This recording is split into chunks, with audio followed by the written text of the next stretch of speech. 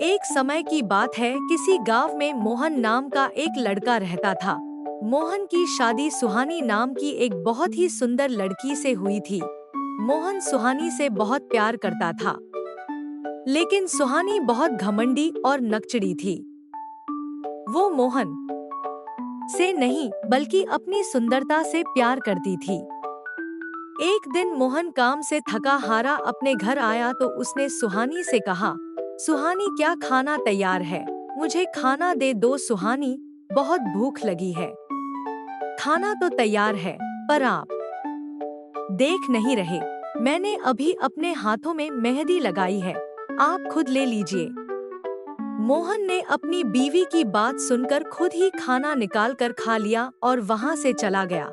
उसके बाद जब वो अगले दिन घर आया तो उसकी पत्नी ने उससे बोला, सुनिए जी, मुझे आप कल मेले लेकर जाना, मुझे कई सारे गहने, कपड़े और सुंदर सुंदर सैंडल खरीदनी है।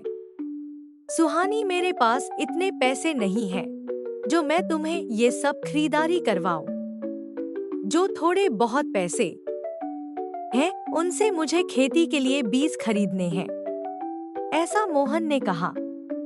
तभी सुहानी ने गुस्से में कहा, आपके पास दुनिया को बांटने के लिए पैसे हैं, पर मेरे लिए आपके पास पैसे नहीं हैं।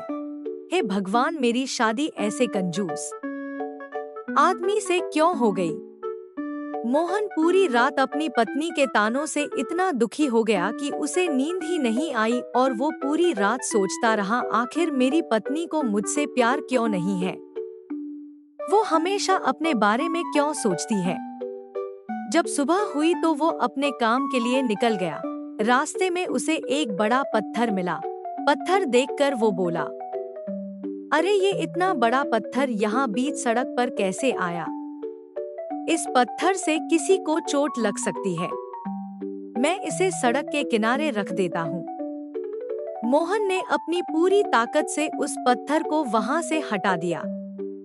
मोहर जब पत्थर हटा रहा था तो उसे एक चुड़ैल देख रही थी। वो मोहन के पास गई। चुड़ैल हंसती है, ही। मोहन डरकर कहती है, कौन हो तुम? चुड़ैल मोहन को बताती है, मैं पुराने बरगद की चुड़ैल हूँ। आज सुबह से लोग इस रास्ते से जा रहे हैं, लेकिन किसी ने भी इस पत्थर को नहीं हटाया। तुम बहुत अच्छे इंसान हो, मैं तुमसे बहुत खुश हूँ। बताओ, तुम्हें क्या चाहिए? मोहन कहता है, मुझे जाने दीजिए, मुझे कुछ नहीं चाहिए, कहकर मोहन वहां से भाग गया।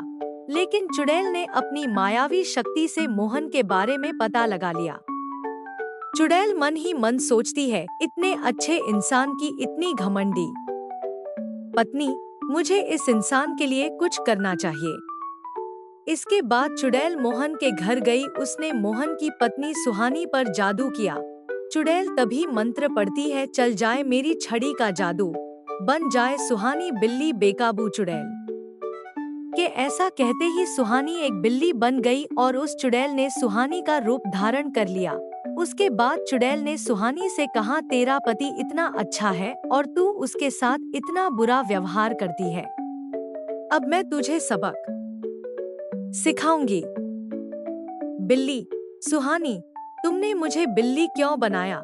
मुझे पहले जैसा बना दो, नहीं तो मैं अपने पति को सारी सच्चाई बता दूंगी। सुहानी चुड़ैल कहती है, हाँ हाँ हाँ, तेरी बातें सिर्फ मैं ही समझ सकती हूँ, और कोई नहीं। इतने में मोहन घर आ गया। उसके घर में आते ही बिल्ली उसके पैरों से लिपट गई। बिल्ली को देखकर मोहन बोला, अरे सुहानी, ये बिल्ली हमारे घर में कहाँ से आई? सुहानी चुड़ैल कहती है, कहीं बाहर से आ गई है, अब जा नहीं रही, रहने दो इसे यहीं।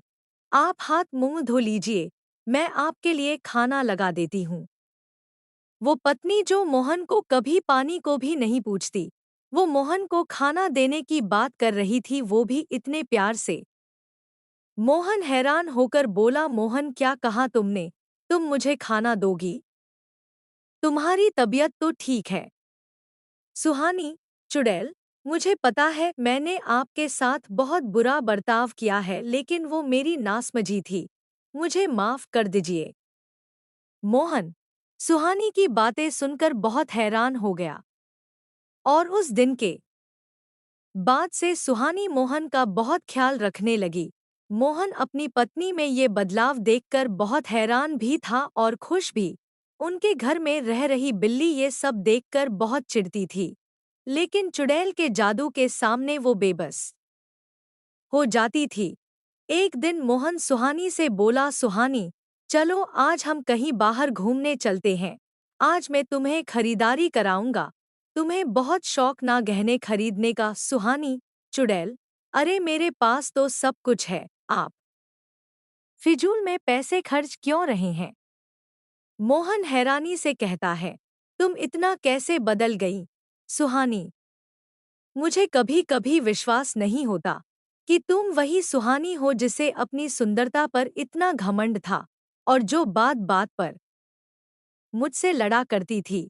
मोहन के बार बार कहने पर सुहानी बाजार जाने के लिए तैयार हो गई, लेकिन सुहानी जैसे ही तैयार होने के लिए अपने आप को शीशे में देख रही थी, उसी समय मोहन वहां आ गया और उसने अपनी पत्नी को डोट शीशे में चुड़ैल के रूप में देख लिया। ये देख सब देखकर वो दंग रह गया और डरकर बोला, मोहन कहता है तुम सुहानी नहीं हो। तुम तो वही चुड़ैल हो जो उस दिन मुझे रास्ते का पत्थर हटाते हुए मिली थी। तुमने मेरी बीवी के साथ क्या किया? कहाँ है वो? मोहन की बात सुनकर चुड़ैल अपने असली रूप में आकर कहने लगी, चुड़ैल, मुझे माफ कर दो मोहन, मैं तुम्हें धोखा नहीं देना चाहती थी, लेकिन तुम बहुत अच्छे इंसान हो और तुम्हारी पत्नी तुम्हारे साथ बहुत बुरा बर्ताव करती थी जो देखकर मुझे अच्छा नहीं लगा। इसी कारण मैंने ये कदम उठाया और तुम्हारी पत्नी के साथ मैंने कुछ नहीं किया। ये जो बिल्ली तुम्हारे घर में रह रही है, यही तुम्हारी पत्नी है। चुड़ैल ने मोहन को सारी सच्चाई बताने के बाद सुहानी को दोबारा इंसान बना दिया। उसके बाद चुड़ैल बोली, मोहन, अगर मैं चाहती तो तुम्हारी पत्नी को मार भी सकती थी, लेकिन मैंने ऐसा नहीं किया क्योंकि मैं तुम्हारी पत्नी को बस ये दिखाना चाहती थी कि अपने पति के साथ कैसे व्यवहार किया जाता है। ये सुनकर सुहानी रो रो कर कहने लगी, सुहानी, आप ठीक बोल रही हो चुड़ैल जी। मैंने अपने सुंदरता के घमंड में इतनी अंधी हो गई कि मैंने अपने पति को कभी कुछ नहीं समझा। आज के बाद मैं ऐसे कुछ नहीं करूंगी। आप दोनों मुझे माफ कर दीजिए। और चुड़ैल जी, मेरी आपसे एक विनती है कि आप अब हमारे साथ हमारे घर में रहिए। चुड़ैल, नहीं, ये मेरी जगह नहीं है। मुझे अब अपने घर जंगल में जाना होगा और तुम दोनों को कभी भी मेरी जरूरत हो तो मुझे याद कर लेना।